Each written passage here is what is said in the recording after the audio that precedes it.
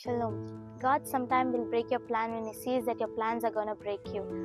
ದೇವರು ಕೆಲವೊಮ್ಮೆ ನೀವು ತೆಗೆದುಕೊಂಡಿರುವಂಥ ತೀರ್ಮಾನವನ್ನು, ನೀವು ತೆಗೆದುಕೊಂಡಿರುವಂಥ ಡಿಸಿಷನನ್ನು ದೇವರು ಕೆಲವೊಮ್ಮೆ ತಡೆಯುತ್ತಾನೆ. ಏಕೆಂದರೆ ದೇವರಿಗೆ ಗೊತ್ತು ನೀವು ತೆಗೆದುಕೊಂಡಿರುವಂಥ ಈ ತೀರ್ಮಾನವು ನಿಮ್ಮನ್ನು ನಾಳೆ ಬಾಧಿಸುತ್ತದೆ ಎಂದು.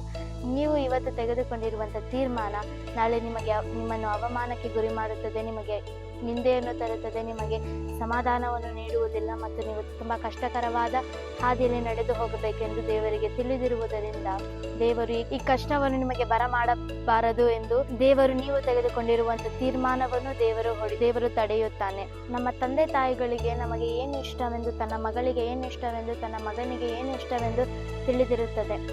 ಹಾಗೆಯೇ ದೇವರಿಗೂ ಗೊತ್ತು ಇವತ್ತು ಈ ಡಿಸಿಷನ್ ಅನ್ನು ನೀವು ನಿಮ್ಮ ಲೈಫಲ್ಲಿ ತಗೊಂಡ್ರೆ ಮುಂದೆ ಏನಾಗುತ್ತದೆ ಎಂದು ದೇವರಿಗೆ ತಿಳಿದಿರುವುದರಿಂದನೇ ದೇವರು ಇದನ್ನು ತಡೆ ಮಾಡುತ್ತಿದ್ದಾನೆ. ನಮ್ಮ ತಂದೆ ತಾಯಿಗಳೇ ನಮ್ಮ ಕುರಿತು ಇಷ್ಟು ಯೋಚಿಸುತ್ತಿರುವಾಗ ನಮ್ಮನ್ನು ಸೃಷ್ಟಿಸಿದ ದೇವರಿಗೆ ಇನ್ನು ಎಷ್ಟು ಮಾತ್ರ ತಿಳಿದಿರುವುದಿಲ್ಲ. Allow God to take decision in your life so that you will not regret in future. God bless you. Shalom.